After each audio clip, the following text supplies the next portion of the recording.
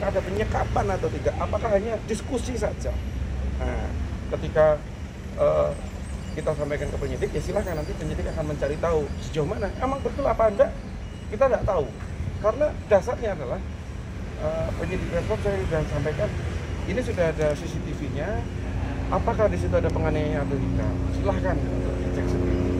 Dan itulah yang terjadi. Jadi itu sebagian dari saya, silahkan dari Bang Freddy dan Bang IM. Di tim hukumnya Mas Ical memang kami sudah ada jumpa juga dengan mereka, tapi memang itu masih deadlock ya. Sementara kita masih berdiskusi juga sebenarnya apa sih yang mereka mau gitu loh.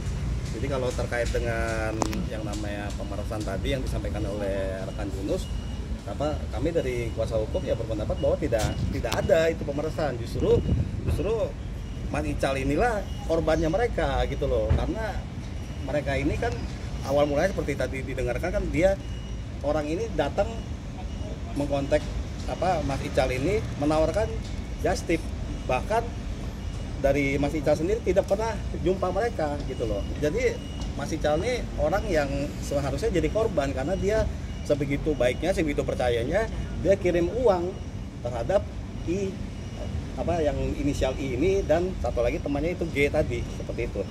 Kak Ical, kemarin pelapor sendiri bilang Kak Ical masih tengil aja waktu mediasi.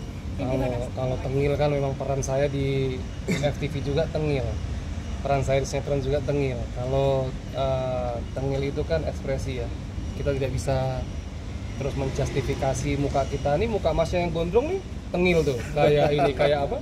Atlet Smackdown kan? Smackdown. Ini masnya juga tengil nih mukanya. Itu kan bagian dari ekspresi, bukan bagian dari apa ya? Bukan bagian dari sikap kan begitu, karakter tuh, betul kata ibu gitu sih. Kalau bagian dari tengil seperti itu. Dengan adanya seperti ini berdampak banget nggak sih Bang ke Bang? Berdampak banget ya, karena pas kebetulan kemarin selesai FTV, terus adanya penjemputan dan juga ada pemanggilan, dan pihak dari PH pun udah klarifikasi, nelpon gimana kejadiannya, kita juga sudah menjelaskan seperti itu. Kerugiannya apa sih? Kerugiannya materi, totalnya tadi sudah dijelaskan ya. Sudah. Bang Ferdi, totalnya Pertama sih ya uang tiket ya, uang tiket yang diberikan kepada 11 orang tadi 16.500.000. Terus total value barang 12 barang yang disita ya sama Bea Cukai Bandara. Itu sekitar total sekitar 90 sampai 100-an sih. Iya, 1 juta. Seperti itu. Jadi saya kalau dibilang memeras, saya tidak memeras. Saya hanya meminta uang saya seperti apa yang dipertanggungjawabkan mereka. Kalau melakukan kekerasan itu kan sifatnya harus dibuktikan ya Bang Freddy. Betul. Silakan dibuktikan. Kalau saya apalagi ada kata-kata baru tuh. Saya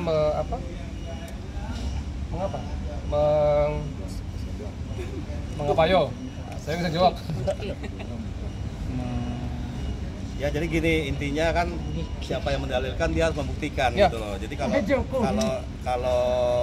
kalau Mas Ical yang dibilang dikatakan memeras, ya biarlah mereka yang membuktikan begitu. Karena dari pihak Mas Ical sendiri, dia ini korban gitu loh.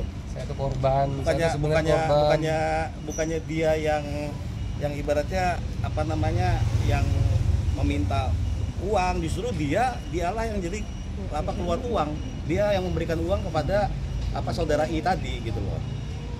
Saya juga minta terima kasih sih buat teman-teman circle saya, teman-teman sosial media yang membantu untuk menepis berita ini ya. Karena alhamdulillah sosial saya baik-baik saja gitu. Makanya ketika ada berita ini naik, saya dituduh untuk memeras, saya dituduh untuk menganiaya, mereka semua pada nggak percaya seperti itu.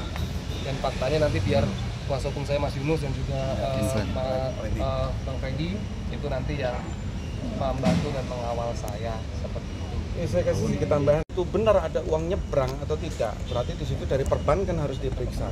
Terus kemudian kita berbicara mengenai tulisan surat itu dan isi materinya. Apakah itu akan memenuhi tindak pidana atau tidak. Nah itu yang menghitung adalah ahli. Nah kemudian kita bilang mengenai oke, ini di sini ada beberapa orang di tempat kejadian. Nah beberapa orang itu sudah diperiksa belum? Nah ketika data-data itu sudah lengkap, berarti disitulah kita bisa masuk kepada langkah selanjutnya. Jadi menurut saya ini yang harus kita kawal dengan baik, yaitu apakah sebagai seorang korban itu malah bisa dijadikan tersangka? Nah, apakah seorang korban itu bisa dijadikan terlapor? Nah, ini kita harus hati-hati, ya kan? Kira-kira itu. Iya, karena ini pelajaran juga ya. Kalau saya korban terus saya bisa jadi tersangka